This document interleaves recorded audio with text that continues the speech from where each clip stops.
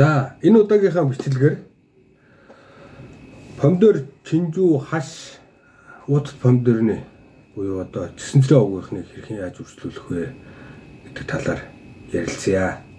За эхний ээлжинд одоо хөрсийг ярих хэрэгтэй баг. Хөрсийг бол хашаанаасаа бэлдэх юм бол хар хөрснийг 50%, 20% нь бууз, 30% нь илс байхаар бэлдүүлэх зүгээр. Ийм үед бол хөрс хэрэгжээд үндэс хөгжөхөд их амар болдог. Дан хар хөрсийг бодвол дан хар хөрс нь бол одоо үрслэгийн явцад үндэс хөгжөхөд бол дан хар хөрс нь одоо барьцалтгай чанар, шаварлаг чанар ихтэй учраас үндэсний хөгжлийн явагдахад бас муугаар нөлөөлдөг тал бий. Эсвэл ийм зориултын хөрс ашиглаж болно. Бетатлын грунт гэдэг энэ Монголд бол хэлбэг байдаг 10 литрийн хөрс байна. Нэг 10 гаруй мянган төгрөгийн үнэтэй байдаг. Ийм хөрсөнд бол одоо үрслэгээ хийхэд үндэсний хөгжлөх түргэн явагдаж бөөнөр нь хийсэн тохиолдолд одоо салах гэд бас их амар байдаг. Хөрсөнд энгийн хөрсөнд хийснээс. За хөрсийг бол зориултын хөрс бол өөрөө гэсэн ариутгалтай байдаг. Энийг ариутгах шаардлагагүй. Шаварлаг одоо хашаанаас авсан хөрсийг бол хар хөрсийг заавал ариутгах хэрэгтэй. Ариутгах хамгийн энгийн арга бол төмөр савнд хийж агаад буцалсан халуус хийж одоо ариутгах болдгоо.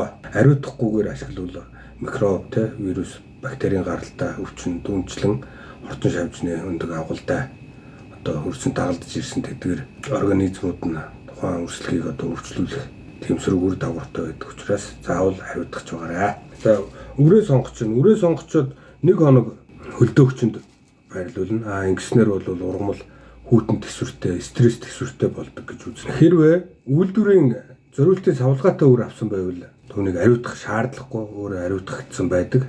Тэгээд бас одоо гарах магадлал, соёлох магадлал нь бол маш өндөр, 90-ээс дээш хүртэл байдаг. Өөрөө цуглуулж бэлдсэн өөрийнхөө хашаанаас бэлдсэн үрийг бол заавал ариутгах хэрэгтэй. Ариутгахын тулд бол марганцын уусмалд цаг орчин байлгадаг. Марганцын уусмал бол аптек түгээмэл байдаг. 1000 орчим төгрөгийн үнэтэй байгаа. Одоо иймэрхүү маш багыг хийн.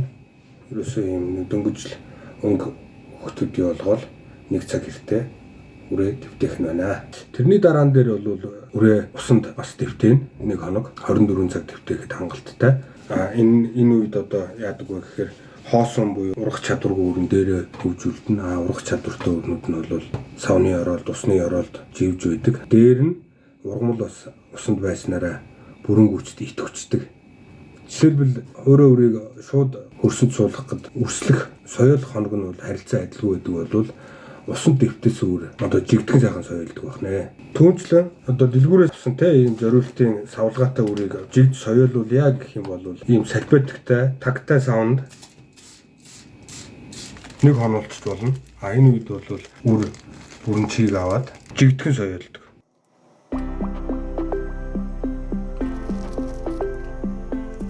За ингээд таглаад орхичихно. —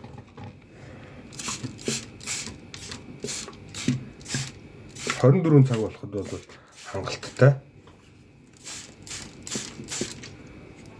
Ингээд таглаад орхичихно.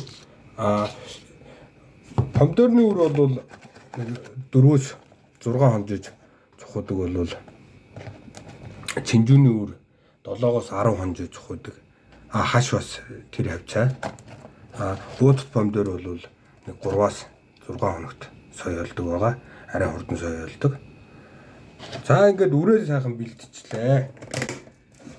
Одоо хөрсөнд үрээ хий.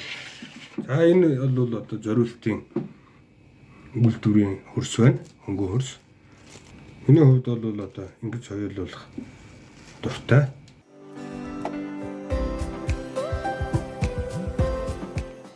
Үр болгон дээр одоо ямар гүнд суулгахыг бичсэн байдаг. Чинжүү хаш помидор хөвчлэн 1 см гүнд суулгаарай гэж зааварласан байгаа. 1 см гүнд суулгана 0.5 см эсвэл 2 см гүнд суулгана. 1 см гүнд суулгавал яадаг вэ гэхээр үр соёолж гарч ирэхдээ үрийн уутнаасаа бүрэн гүйцэд салдаг.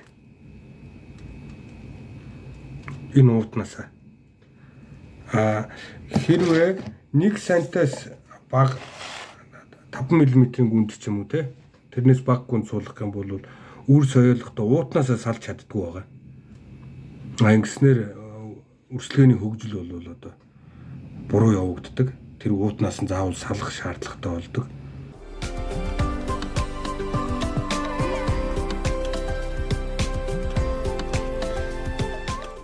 За энэ бол хөнгөн хөрс байна. Хүнд хөрсөнд ч гэсэн одоо хашааны хөрсөндөө ч гэсэн бас ялгаагүй өрслүүлж болно. Гагцгүй яг салгахад бол жоохон хүндрэл үүсдэг. Хөрсийн сан дэвтээжж салахгүй бол үндсийг гэмтэх магадaltaй байдаг. Савхаар жижигхэн сууг татчих нь байна тийм ээ.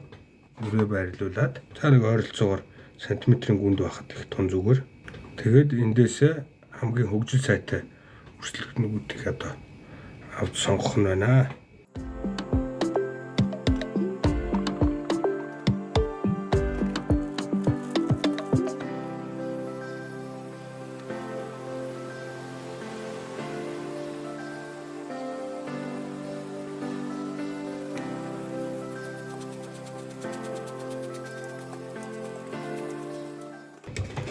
За цэсэнцрийн овгийнхны үр бол 25-аас 28 градуст одоо хамгийн хурдан соёолдог. Germination time гэж байгаа.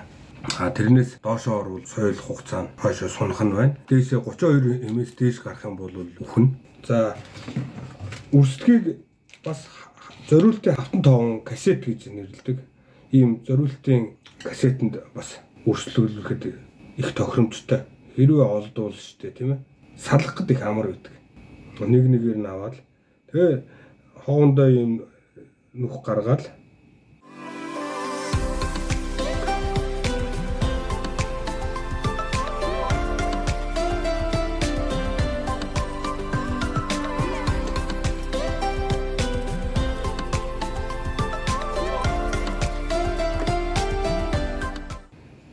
за ийм зориултын хавтан тоовонд бол бас үрийг үрслүүлэхэд их зүгээр.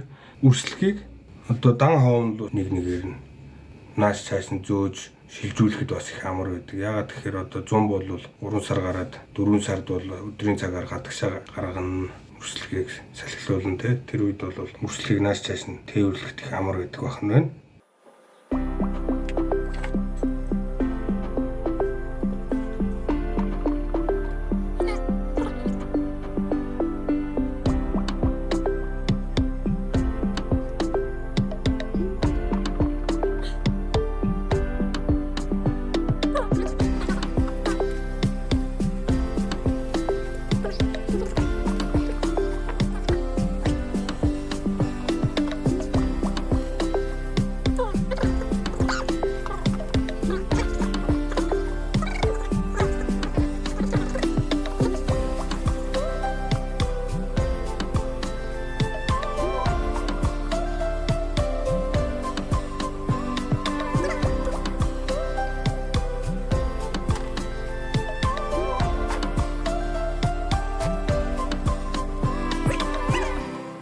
Тийм учраас 27-оос 8 градусанд бариулвал их зүгээр.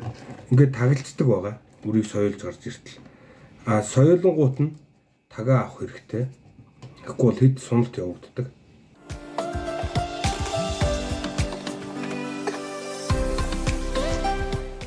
За ингээд үр соёолоод гараад ирлээ. 20 хоногийн дараагаас бол бид нэр салах гэдэг тохиромжтой болдог.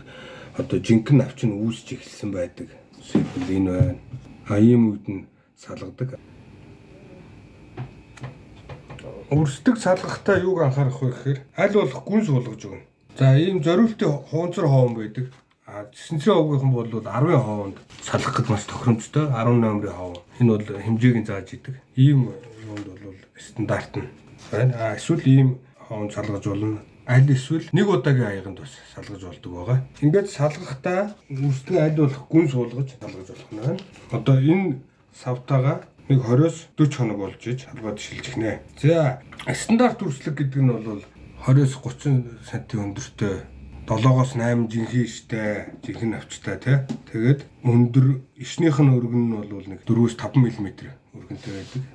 За яг иймэрхүүгээ үзүүлэхээр үрслэг байна уу? За энэ бол нэг 50 гаруй хоногтой үрслэг байна. Сайхан суналт өгөөгүй, жигдхэн ургасан ийм үрслэг байна. Энэ бол стандарт үрслэг. Тэгэхээр одоо энэ үрслэг маань дахиад нэг 20-40 хоногийн дараа бол иймэрхүү болох нь байна. Ургамлын сортоос хамаарат зарим нь их өндөр ургадаг бол 30-40 см орчим ургадаг бол зарим нь бол намхан 20-30 см ургадаг. Үрслэгийг ийм тэн дээр тавил их зүгээр. Одоо услахад их амар, нэг нэгээр нь услахгүй шууд энэ сав руу усалцдаг байгаа. Ингээл усалцсан ерөөсөө. Тэгээ ийм давуу талтай. Дээр нь бас услагын учид шороо урсаж шавар шавхаа үүсээд байдаггүй те. Ийм нэг арга байна. Гэрийн нөхцөлд үрслэг хийхэд жоохон асуудалтай байдаг. Яагаад гэвэл гэрлийн хүртээмж багтай те. Агаржуулалт бага, хит халуун зэрэг байдлаас болоод үрслэг сунах талтай байдаг.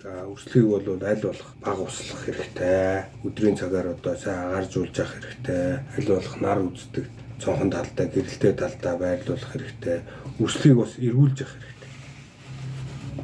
4-5 хоноод эргүүлээд байрлалыг өөрчилж байвал одоо жишээлбэл энэ үрслэг дандаа ийшээгээ налсан байна. Яагаад гэвэл нарын дэс тусч байгаа учраас тийм. Тэгэхээр одоо энэ үрслэгийг нөгөө тийш нь харуулхад бол энэ налт нь одоо арай багасх нь байна. За ийм зүйлүүд дээр анхаарад үрслэгээ хийгээд тариалтандаа бэлтгэх нь байна бүгдээрээ.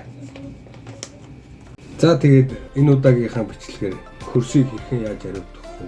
Үрээ хэрхэн хариуцах вэ? Хөрс нь ямар үйл зохимжтой, ямар савнд үрслэгээ хийвэл болдог вэ? Тэ энэ талаар ярилцлаа. Тэгээд дараагийнхаа бичлэг дээр үрийг хэрхэн сонгох вэ? Үрний уудан дээр ямар мэдээлэл өгдөг вэ? Юуг анхаарах вэ гэдэг талаар оруулж өгье гэж бодож байна. Яагаад гэвэл одоо манайхан дэлгүүрээс үр авахдаа зарим нэг гол зүйлийг анзаардаггүй. Тийм учраас заавал мэдэх ёстой ямар мэдээллийг үрийн ууд агуулж өгдөг вэ? Та бүхэнд сонирхуулнаа. За тэгээд түр баяртай.